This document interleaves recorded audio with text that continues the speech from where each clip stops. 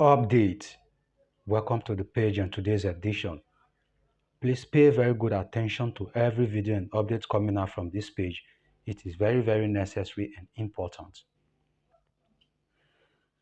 If you are not paying attention to every video that is coming out from this page, you won't be getting the message that every news update is delivering here in the page. This is big congratulations as you are coming across this page on Facebook. Give me a thumb up in the like section. Hit the like button so that every video and update coming out from this page will be suggested to every fans and viewers outside the page. It is necessary. Yes, it's all about international news here in the page, 24 hours and 7 days in a week. Tune into the page and stay focused. Listen to every video and information coming out from this page and hit the like button. It is important and necessary. Without wasting much of your time today, please pay very good attention and let's delve into the video update that we have here in the page. Welcome to the video update that we have here. Let's go into the video update of today. Shabbat Shalom, Happy Tabernacles. I can tell you that for many soldiers, some friends who have lost limbs, others have lost family members.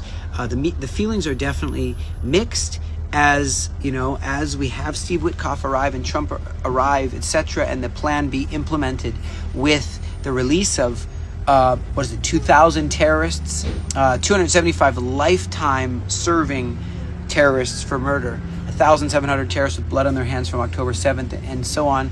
A significant withdrawal from Khan Yunis, from different. It's going to be a staged withdrawal.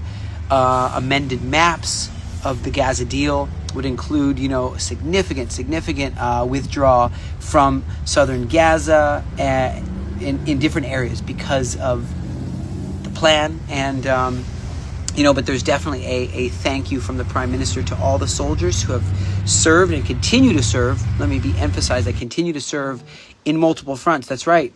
Syria, Lebanon, Gaza, and so on. He says it's a great day for Israel because of this moment where we may see the hostage. And I say may. I just don't trust Hamas. But I'm very hopeful. We're on the edge of our seats, hopeful that indeed all the work of the heroic IDF soldiers, security forces, the courage they've shown to keep the pressure where the pressure needs to be, and also the politicians who have worked and special huge thank you to President Donald Trump, he says, and his team for the dedication of this sacred mission to bring the hostages home. And we believe that all of the goals will be achieved. I will say this, that I believe there's going to be rejoicing like maybe never seen before. I don't know. People have been mourning, and it's like I had a friend say, hey, it's like a constant funeral here in Israel for 2 years straight. And so many soldiers injured, even now. I mean, there's an explosion just now. Do you know there's three reserve soldiers were injured just now? A grenade blew up. There were seriously wounded soldiers from the 6408 battalion. Explosions. There was an attempt to kidnap soldiers right now to go and attack soldier positions, and it's just wild what's going on. But I definitely do have great hope that indeed we're going to see a turnaround here. I believe that we're going to see a moment that we've been praying for so long,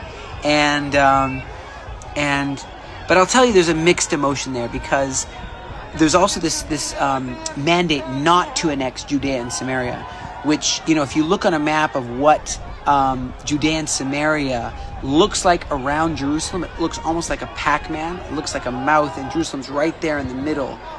I could show you on a map. It looks something like this. It looks like this, like a leaf, and you have around that hole, there's Jerusalem right there in the middle. So you wonder how, are they not going to go and try to make a Palestinian state still? Are they going to just try to trick us and put a suit coat on and say, hey, I'm now a civilian, I'm now a politician, I'm now looking for peace, a Nukhba fighter will just put on a suit coat and everyone's going to believe them. So it's really a moment where we don't want to be tricked.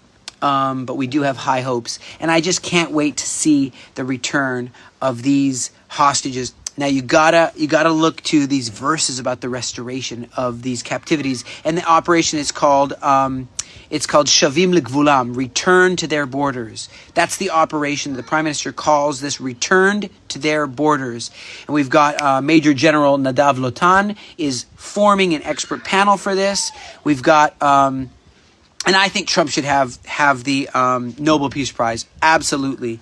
So this operation is from Jeremiah chapter 31, verse 16, about the return of the Jewish people to the Promised Land. Many are making Aliyah and returning. About the Nobel Peace Prize.